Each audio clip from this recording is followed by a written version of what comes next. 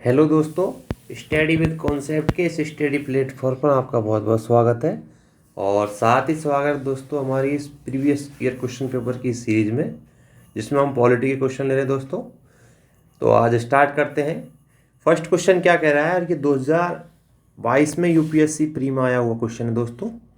आपको ये देखना है कि मतलब जो क्वेश्चन आ रहे हैं उनका ट्रेंड क्या है, आखिर क्वेश्चन कहाँ से पूछे जा रहे हैं, तभी आपकी जो तैयारी है उसको ज़बरदस्त कर सकते हैं, तैयारी में धार दे सकते हैं। क्योंकि आपको सबसे बड़ी बात क्या होती है कि हमको ये पता करना है कि क्या पढ़ना है ये तो है, और क्या नहीं पढ़ना ये ज़्यादा महत्वपूर्ण रखता है इस बात को। ठीक है, तो स्टार्ट करते हैं। फर्स्ट क्वेश्चन कह रहा है कि निम्नलिखित कथनों पर विचार कीजिए। पहला कथन है कि भारत का संविधान मंत्रियों को 4 श्रेणियों अर्थात कैबिनेट मंत्री, स्वतंत्र प्रभार वाले राज्य मंत्री और उपराज्य मंत्री में वर्गीकृत करता है। मतलब भारत का संविधान के बारे में बोला है कि भारतीय संविधान मंत्रियों को 4 भागों में बांटता है। अगला कथन है कि संघ सरकार में मंत्रियों की कुल संख्या प्रधानमंत्रियों को मिलाकर लोकसभा की कुल संख्या के 15% से अधिक नहीं होनी चाहिए। जो मंत्रिपरिषद की जो संख्या है दोस्तों, वो प्रधानमंत्री समेत 15% से अधिक नहीं होनी चाहिए। दूसरा कथन ये है। और हमसे पूछा क्या है कि उपयुक्त कथनों में कौन सा कथन सही है। तो आपको पता होगा दोस्तों, संविधान में जो 4 मंत्रियों की श्रेणियां नहीं बांटी गई है, बल्कि ये 3 श्रेणियां हैं। ठीक है, ये 4 नहीं दोस्तों, ये 3 में बटे हुए हैं मंत्रियों की जो श्रेणियां हैं। तो पहला कथन हो गया गलत। दूसरा कथन कह रहा है कि संघ सरकार में मंत्रियों की कुल संख्या प्रधानमंत्री को मिलाकर लोकसभा की कुल सदस्यों की संख्या का 15% से अधिक नहीं होनी चाहिए। तो ये बात बिल्कुल सही है। ये 91 कॉन्स्टिट्यूंट अमेंडमेंट हुआ था, संविधान संशोधन हुआ था 2003 में। जब ये बात बोली गई थी, इसके द्वारा मतलब ये घोषित किया गया कि संघ सरकार की जो मंत्रियों की कुल संख्या है प्रधानमंत्री को मिलाकर कितनी होनी चाहिए, कुल संख्या के 15% से अधिक नहीं होनी चाहिए। ठीक है, तो पहला कथन गलत है और दूसरा कथन सही है। तो आपको बता देता हूं मैं कि 91 संविधान संशोधन ये आया था 2003 में। यह आया था 2003 में। और इसमें बोला गया, क्या बोला गया दोस्तों, इसमें बोला गया कि प्रधानमंत्री सहित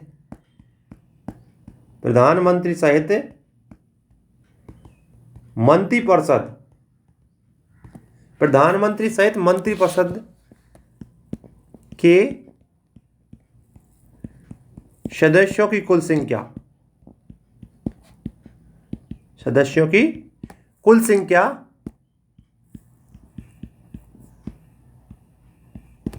लोकसभा की कुल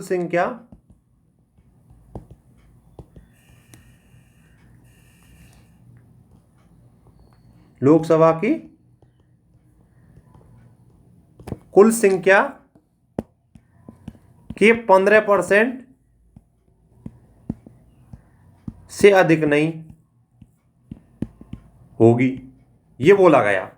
ये 2003 में 91वां संविधान संशोधन हुआ, उसमें बोला गया। ठीक है, और दूसरी बात कि जो भारत में मंत्रियों को 3 श्रेणियों में बांटा गया है। 3 श्रेणियों में बांटा गया है। जैसे कौन कौन सी 3 श्रेणियां, कैबिनेट मंत्री, दूसरा राज्य मंत्री, और तीसरा उप मंत्री। ये 3 श्रेणियों में बांटा गया है। ठीक है, तो पहला कथन हो गया गलत, दूसरा कथन सही है, इसलिए इसका आंसर हो जाएगा बी। ठीक है, अगला क्वेश्चन देखते हैं। यह क्वेश्चन 2021 में पूछा गया था दोस्तों, और इस क्वेश्चन में कुछ नहीं है, नागरिकता संबंध क्वेश्चन दोस्तों, ये बहुत कम ही पूछे जाते हैं नागरिकता संबंध क्वेश्चन, लेकिन ये करंट में था उस टाइम 2021 के पेपर से पहले, तो इसलिए क्वेश्चन पूछ लिया गया। ठीक है, भारत के संदर्भ में निम्नलिखित कथनों पर विचार कीजिए। 3 कथन दे रखे हैं, हमसे पूछा है कौन सा सही है। तो पहला कथन क्या है, भारत में केवल एक नागरिक एक ही अधिवास जरूरी है, ये बोला है। जो व्यक्ति, दूसरा कथन, जो व्यक्ति जन्म से नागरिक हो केवल वही राष्ट्राध्यक्ष बन सकता है। तीसरी बात, जिस विदेशी को एक बार नागरिकता दे दी जाती है उसे किसी भी परिस्थिति में वंचित नहीं किया जा सकता दोस्तों। तो देखो आप पहले देखेंगे तो तीसरा ऑप्शन तो वैसे ही गलत हो जाएगा कि ऐसे बोला है कि विदेशी को नागरिकता दे दी एक बार तो उसे किसी भी परिस्थिति में वंचित नहीं कर सकता, ऐसा गलत बात है। उसे कई तरीके से वंचित किया जा सकता है, वो मैं आपको बताऊंगा। तो तीसरा कथन तो हो जाता है गलत। अगर हम देखें तो दो ऑप्शन तो निकल गए, बचे 2 ऑप्शन।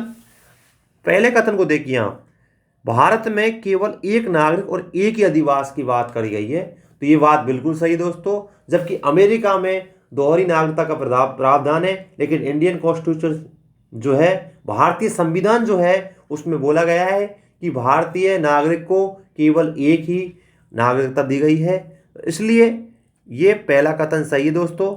अगला कथन देखते हैं, दूसरा कथन, जो व्यक्ति जन्म से नागरिक हो केवल वही राष्ट्राध्यक्ष बन सकता है, ये बात बोली गई दोस्तों।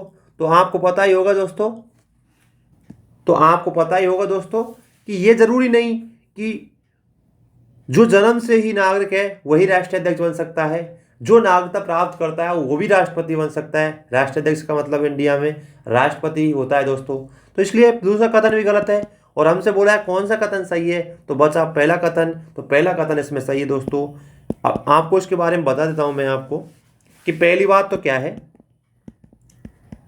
कि संविधान के भाग 2 में ये बात की गई है, भाग 2 में नागरिकता का प्रावधान है, ठीक है। और नागरिकता आर्टिकल 5 से आर्टिकल 5 से 11 तक बात की गई है। अब देखो आपको ये पता होना चाहिए, नागरिकता अधिनियम 1955 के अनुसार कोई नागरिक, मतलब कोई भी नागरिक कैसे नागरिकता ले सकता है इंडिया में, जन्म के आधार पर, दूसरा वंशानुगत, तीसरा पंजीकरण के द्वारा, और चौथा प्राकृतिक, और पांचवा क्षेत्र समाविष्ट के द्वारा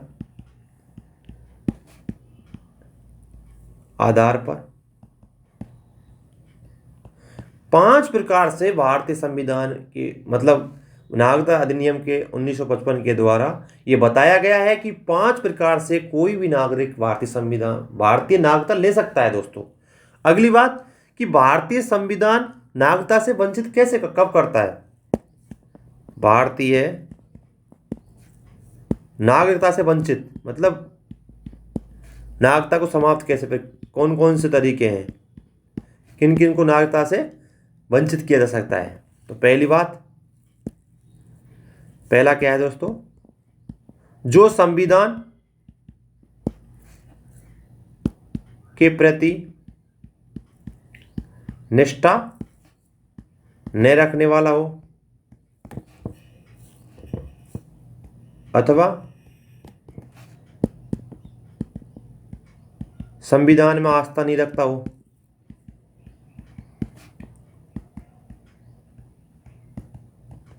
ठीक है। दूसरा, युद्ध के समय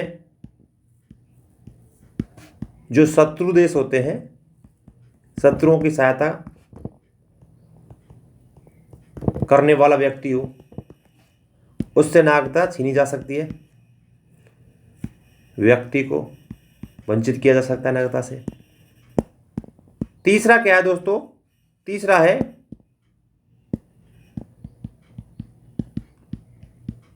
गलत तरीके से प्राप्त नागरिकता। ठीक है। और चौथा क्या है दोस्तों, लगातार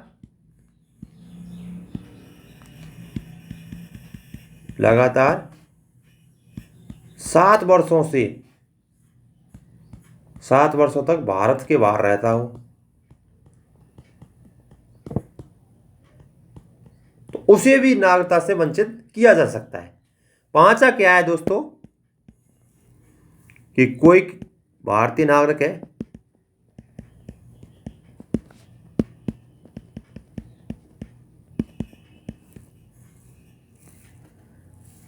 जो विदेशी स्त्री या पुरुष से शादी कर ले,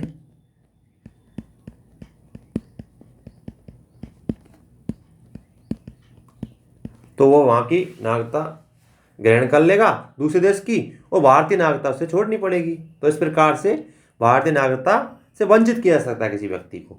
तो इसलिए इसका आंसर एक है, तो कथन एक केवल, इसलिए इसका आंसर ए है दोस्तों। अगला क्वेश्चन देखते हैं दोस्तों। अगला क्वेश्चन है कि भारत के संदर्भ में नौकरशाही का निम्नलिखित में से कौन सा उपयुक्त चित्रण है।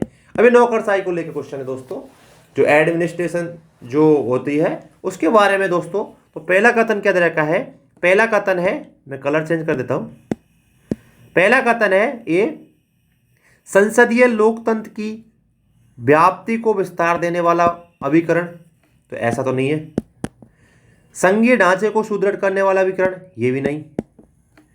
राजनीतिक स्थायित्व और आर्थिक वृद्धि को सुलभ करने वाला अभिकरण, ये भी नहीं, क्योंकि राजनीति से मतलब नहीं है उसका। अगला है लोक नीति को क्रियान्वयन करने वाले अभिकरण, तो ये बात बिल्कुल सही दोस्तों। जो नौकरशाही होती है उसका एक ही काम होता है, कोई लोक नीति होती है उसका क्रियान्वयन करता है। ठीक है, तो वो इसका आंसर दोस्तों डी। आपको मैं बता देता हूं कि नौकरशाही क्या है। भारतीय संविधान आपको बताता हूं कि भारत में जो नौकरशाही होती है दोस्तों, नौकरशाही ये क्या है दोस्तों, स्थायी कार्यकारी है, स्थायी कार्यपालिका है। ठीक है, जो एक लोकनीति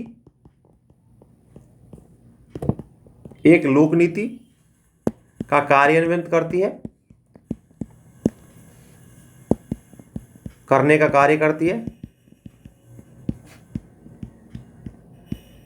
ठीक है, दूसरी बात, एक अच्छी नौकरशाही के मूलभूत सिद्धांत होते हैं। क्या क्या होते हैं दोस्तों, आपको बता देता हूं मैं इस बात को। ठीक है, क्या सिद्धांत होते हैं। पहला सिद्धांत कि वो राजनीतिक तटस्थता रखती हो, मतलब राजनीतिक उससे कोई जुड़ाव नहीं हो। ठीक है, दूसरा, निर्णय लेने में निष्पक्षता रखती हो। नौकरशाही के बारे में बात चल रही है यहां पे। ठीक है, तीसरा, सहानुभूति। ठीक है, चौथा, समानता। तो ये सभी गुण क्या है, अच्छी नौकरशाही के मूलभूत सिद्धांत है दोस्तों। तो इसलिए इसका आंसर हो गया डी। अगला क्वेश्चन देखते हैं हम। ये क्वेश्चन बहुत ही महत्वपूर्ण क्वेश्चन है दोस्तों। ये क्वेश्चन क्या कह रहा है कि संसद सदस्य स्थानीय क्षेत्र विकास योजना MPLADS के अंतर्गत निधियों के संदर्भ में निम्नलिखित कथनों पर विचार कीजिए और ये कौन से कथन सही है। पहला है, MPLADS निधियों टिकाऊ परिसंपत्तियों जैसे स्वास्थ्य, शिक्षा आदि की भौतिक आधारभूत संरचना का निर्माण में प्रयुक्त हो सकती हैं। तो ये बात बिल्कुल सही दोस्तों। ठीक है, अगला कथन है दोस्तों कि प्रत्येक सांसद की निधि का एक निश्चित अंश अनुसूचित जाति और अनुसूचित जनजाति जनसंख्या के लाभार्थ प्रयुक्त होना आवश्यक है। तो ये बात बिल्कुल सही है दोस्तों। अगला दे रखा है, MPLADS निधियां जो होती हैं वार्षिक आधार पर स्वीकृत की जाती है और अप्रयुक्त निधि को अगले वर्ष के लिए अंग्रित नहीं किया जा सकता। तो ये बात गलत है दोस्तों। अंग्रित किया जा सकता है, अग्रहित किया जा सकता है। चौथा कथन क्या है, क्रियान्वित हो रहे सभी कार्यों में कम से कम 10% जो कार्य होते हैं उनको जिला प्राधिकार द्वारा प्रतिवर्ष निरीक्षण करना अनिवार्य है। तो ये बात बिल्कुल सही है दोस्तों। जब आप इस योजना को पढ़ेंगे, संसद सदस्य स्थानीय क्षेत्र की विकास योजना जो है, इसको आप पढ़ेंगे तो इसमें आपको एक चीज़ ध्यान रखना है कि इसमें क्या क्या है, प्रोसेस है, किस प्रकार किसके मतलब कार्य हैं, कैसे कार्य करती है और किस प्रकार से इनका जो धन का आवंटन होता है उसको पता करना है। क्योंकि क्वेश्चन किसी प्रकार से पूछे जा सकते हैं और ये क्वेश्चन 2020 में पूछा गया। उस टाइम क्या है, ये करंट में मुद्दा चल रहा था, इसलिए क्वेश्चन पूछ लिया गया। आपको मैं बताता हूँ कि जो ये योजना है MPLADS,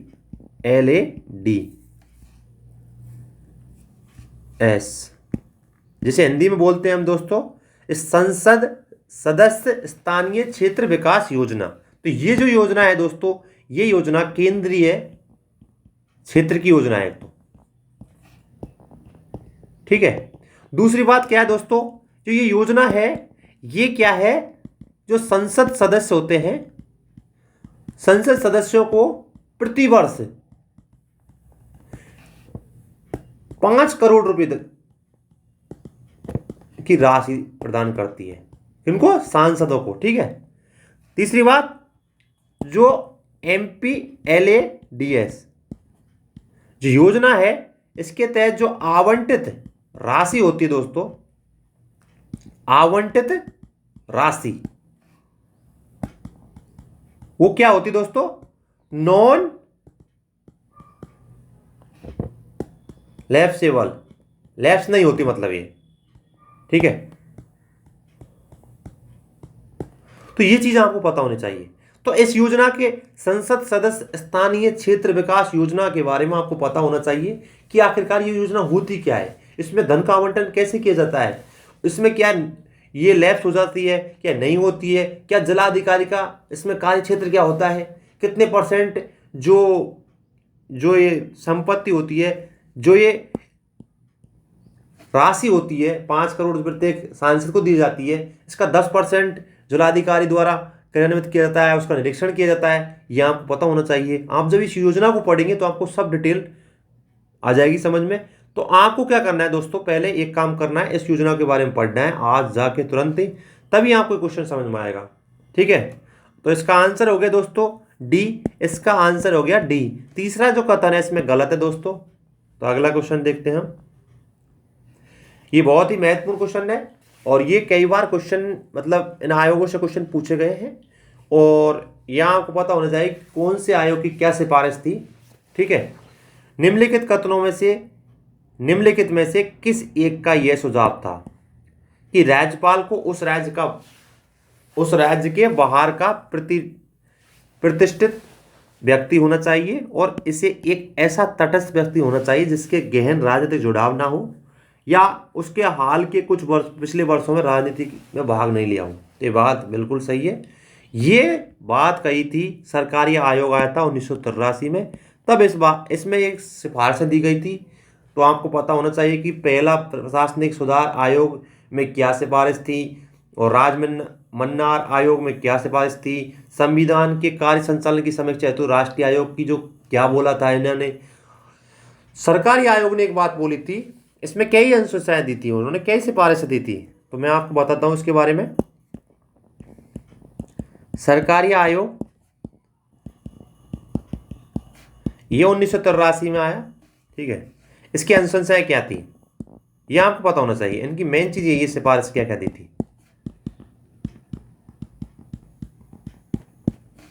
ठीक है। पहली सिफारिश थी इसकी, जो राज्यपाल होता है, जो राज्य का राज्यपाल होता है दोस्तों,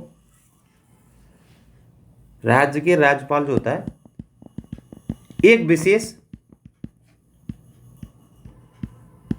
व्यक्ति होना चाहिए, ठीक है, जिसका संबंध स्थानीय दलीय राजनीति से ना हो, ठीक है। इसका सिफारिश थी 1980। दूसरी, जो राज्यपाल होता है दोस्तों, राज्यपाल की जो नियुक्ति होती है, नियुक्ति पर मुख्यमंत्री की सलाह की व्यवस्था को भंग नहीं कर सकता। कहने का मतलब है राज्यपाल की जो नियुक्ति पर मुख्यमंत्री की सलाह की व्यवस्था को भंग नहीं किया जा सकता। ठीक है।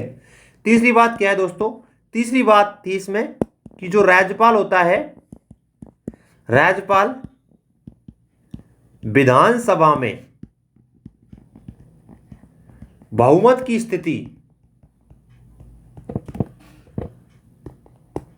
पर सरकार को भंग नहीं कर सकता। ठीक है, विधानसभा में बहुमत की स्थिति पर सरकार को भंग नहीं कर सकता राज्यपाल, ये। और चौथी, राज्यपाल 5 वर्ष के कार्यकाल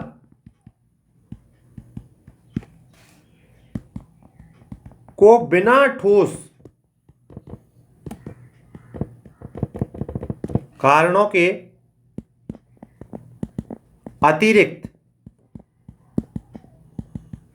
बाधित नहीं किया जाना चाहिए।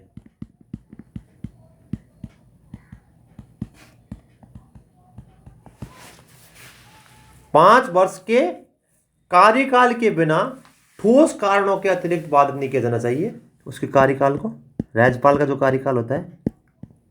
ठीक है, तो ये बात की थी, ये 4 सिफारिश की गई थी सरकारी आयोग के द्वारा, जिसमें से एक सिफारिश ये थी कि राज्यपाल उस राज्य के बाहर का प्रतिष्ठित व्यक्ति होना चाहिए, उसे उस राज्य पिछले कई सालों से उसका संपर्क राजनीति से दूर दूर तक नहीं होना चाहिए। तो ये बोला गया था इसमें। तो आपको पता होना चाहिए कि सरकारी आयोग की मतलब सिफारिशें क्या थी, अनुशंसाएं क्या थी। इसी प्रकार जो राजमन्नार आयोग आया, इसकी क्या सिफारिश थी, क्या वो था।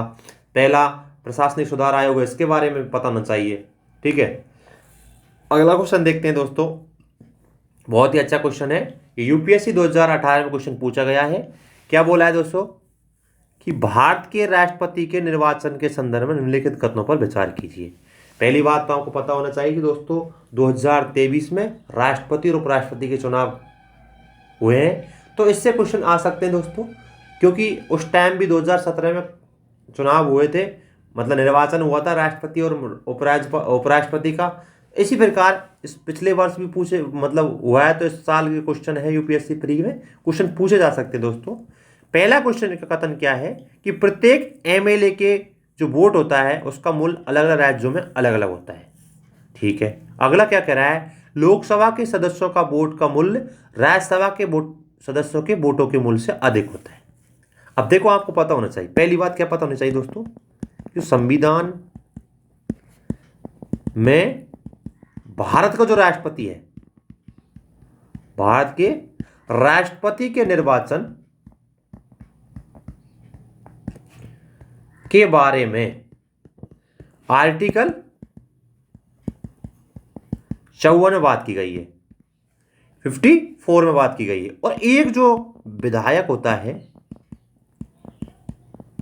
उसके वोट का वैल्यू कितना होता है दोस्तों, का वैल्यू बराबर राज्य या यूटी यूनियन टेरिटरी की कुल आबादी, ठीक है, उसकी कितनी पॉपुलेशन है, अपॉन विधानसभा में चुने हुए कुल सदस्यों की संख्या इंटू 1/1000। ये इसका फॉर्मूला है। तो ये बात बिल्कुल सही दोस्तों कि प्रत्येक एमएलए के वोट का मूल्य अलग राज्यों में अलग अलग होता है, क्योंकि पॉपुलेशन अलग अलग होती है हर राज्य की। तो ये बात बिल्कुल सही है। दूसरा कथन क्या कर रहा है, लोकसभा के सदस्यों के वोट का मूल्य राज्यसभा के सदस्यों के वोट से अधिक होता है। तो दोस्तों आपको पता होना चाहिए क्या, कि राष्ट्रपति का जो चुनाव होता है, राष्ट्रपति के चुनाव में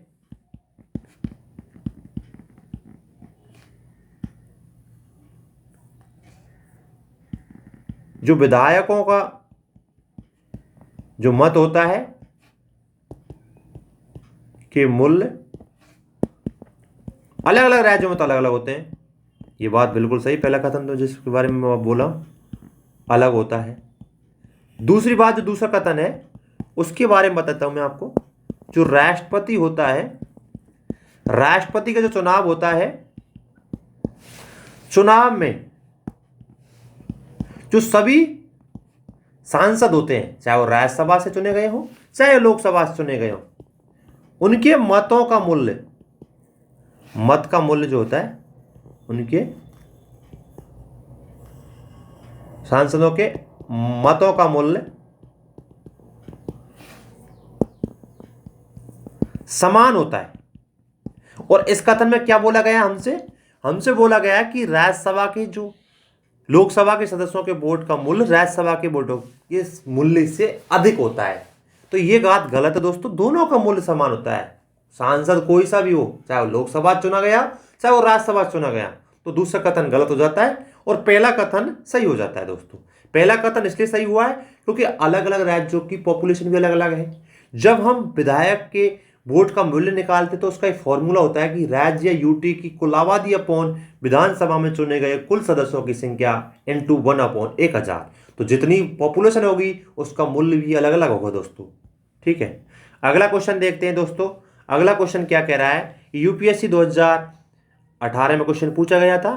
क्या क्वेश्चन था कि किसी निम्नलिखित कथनों पर विचार कीजिए कि किसी राज्य के राज्यपाल के विरुद्ध उसकी पदावधि के दौरान किसी न्यायालय में कोई दंडिक कार्रवाई संस्थित नहीं की जाएगी। ठीक है, अगला कथन कह रहा है कि किसी राज्य के राज्यपाल की जो परिलब्धियां और भत्ते हैं उसकी पदावधि के दौरान कम नहीं किया जा सकते। तो ये दोनों बात सही है बिल्कुल दोस्तों।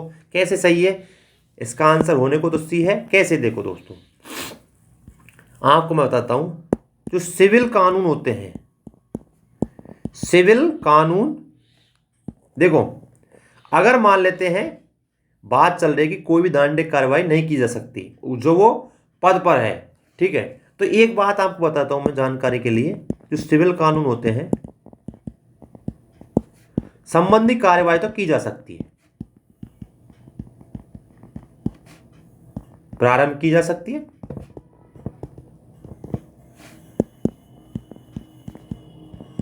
लेकिन इसके लिए क्या जरूरी दोस्तों, इसके लिए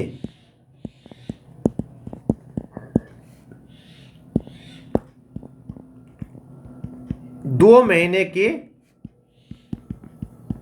नोटिस पर व्यक्तिगत क्रियाकलापों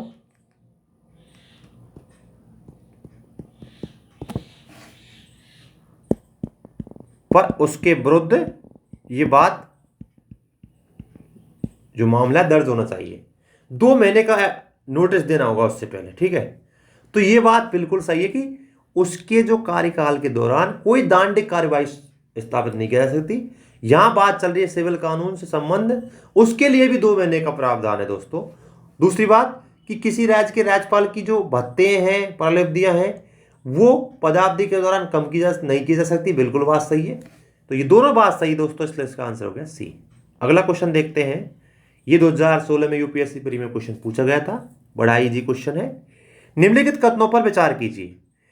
किसी राज्य में मुख्य सचिव को उस राज्य के राज्यपाल द्वारा नियुक्त किया जाता है। पहली बात, राज्य में मुख्य जो सचिव होता है का नियत कार्यकाल होता है। दोनों कथन गलत है दोस्तों। पहली बात तो कथन जो फर्स्ट है वो इसलिए गलत है कि राज्यपाल जो है मुख्य सचिव की मतलब उसको नियुक्त नहीं करता, बल्कि इसकी नियुक्ति कौन करता है दोस्तों, मुख्यमंत्री द्वारा चुना जाता है। तो मुख्य सचिव के बारे में आपको पता होना चाहिए। मुख्य सचिव भारतीय राज्यों तथा यूटीज में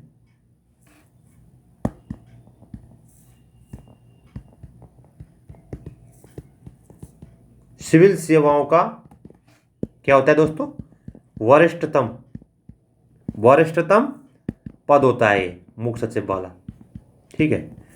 दूसरी बात, जो मुख्य सचिव होता है दोस्तों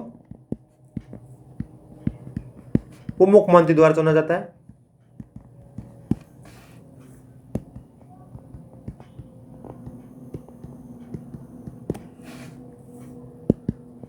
न कि राज्यपाल द्वारा। ठीक है। तीसरी बात क्या है दोस्तों, जो मुख्य सचिव होता है उसका कार्यकाल निश्चित नहीं बल्कि मुख्यमंत्री के विवेक पर निर्भर करता है। दोनों बात गलत है दोस्तों। पहली बात कि राज्यपाल द्वारा नहीं बल्कि मुख्यमंत्री द्वारा चुना जाता है। दूसरी बात कि उसका जो राज्य के जो मुख्य सचिव है उसका नियत कार्यकाल होता है, ये भी बात गलत है। मुख्यमंत्री के विवेक पर निर्भर करता है ये बात। ठीक है, तो दोनों बात गलत है, इसलिए इसका आंसर हो गया डी। अगला क्वेश्चन देखते हैं, 9 नंबर क्वेश्चन क्या कह रहा है। 9 नंबर क्वेश्चन क्या कह रहा है दोस्तों कि निम्नलिखित कथनों पर विचार कीजिए। यूपीएससी 2015 में क्वेश्चन पूछा गया है। क्या है कि भारत संघ की कार्यपालिका की शक्ति प्रधानमंत्री में निहित होती है। तो ये बात गलत है दोस्तों। भारतीय संघ में जो कार्यपालिका की शक्ति है वो प्रधानमंत्री में निहित नहीं होती बल्कि राष्ट्रपति में होती है। ठीक है। प्रधानमंत्री सिविल सेवा बोर्ड का प्रदेश अध्यक्ष होता है, तो ये बात भी गलत है दोस्तों। तो दोनों ही कथन गलत है, तो क्या सही है फिर? जो आर्टिकल अनुच्छेद 53 है उसमें क्या बोला है, क्या बोला है? संघ की कार्यपालिका शक्ति राष्ट्रपति में निहित होती है, ना कि प्रधानमंत्री में। पहली बात, तो इसलिए कथन पहला तो गलत होगा, गलत। दूसरा, जो केंद्र में कैबिनेट सेक्रेटरी होता है, कैबिनेट सेक्रेटरी जो होता है, कैबिनेट सेक्रेटरी होता है, इसका अध्यक्ष होता है। किसका अध्यक्ष होता है? सिविल सेवा बोर्ड का। किसका दोस्तों? मैं बताता हूं दूसरा कलर लेके। सेवा बोर्ड का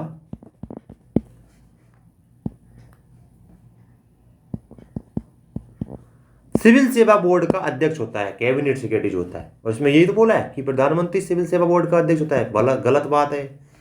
ये सिविल सेवा बोर्ड का अध्यक्ष कैबिनेट सेक्रेटरी होता है। ठीक है, तो दूसरा कथन भी गलत है, इसलिए इसका आंसर हो जाएगा डी। अगला क्वेश्चन देखते हैं दोस्तों। अगला क्वेश्चन क्या कह रहा है, कलर चेंज कर लेते हैं। अगला क्वेश्चन कह रहा है कि निम्नलिखित कथनों पर विचार कीजिए। पहला, राष्ट्रपति भारत सरकार का कार्य अधिक सुविधाजनक पूर्व करने के लिए मंत्रियों में उक्त कार्य के आवंटन में नियम बनाएगा। ठीक है। दूसरा, भारत सरकार की समस्त कार्यपालिका शक्तियां या कार्रवाइयां प्रधानमंत्री के नाम पर कही जाएंगी। तो ये मैंने अभी बताया, प्रधानमंत्री के नहीं बल्कि राष्ट्रपति करेगा सब जो भी कार्य होंगे कार्यपालिका के। ठीक है। अब देखो, तो ये कथन पहला सही है दोस्तों कि भारत सरकार कार्य का आवंटन, नियम ये बात कहता है, नियम 1961 ये एक बात कहता है दोस्तों। क्या बात कहता है? क्या कहता है? देखो कि जो राष्ट्रपति है वो राष्ट्रपति भारत सरकार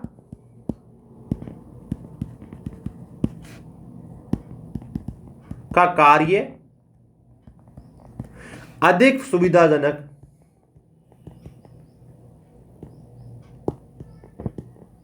सुविधापूर्वक किए जाने के लिए और मंत्रियों में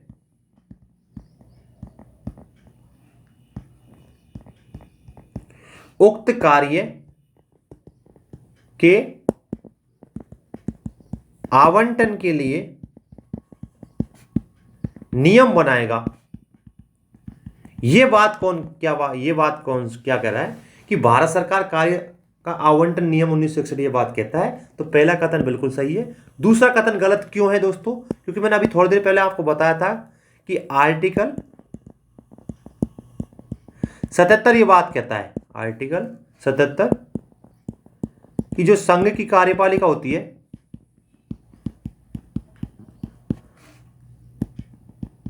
शक्ति का संचालन राष्ट्रपति के नाम पर होता है, ना कि प्रधानमंत्री के नाम पर। तो इसलिए दूसरा कथन गलत है और पहला कथन सही है, इसलिए इसका आंसर हो जाएगा दोस्तों ए। तो दोस्तों हमने आपको 10 क्वेश्चन कराया प्रीवियस क्वेश्चन पेपर से, और आपको एक चीज आप बता दिए हूं कि आपको क्वेश्चन के बारे में पूरी डिटेल पता होनी चाहिए। पहले के जो एलिमिनेशन पद्धति वो अब खत्म कर दी गई है। अब क्या है, केवल एक युग में, केवल 2 युग में सही है।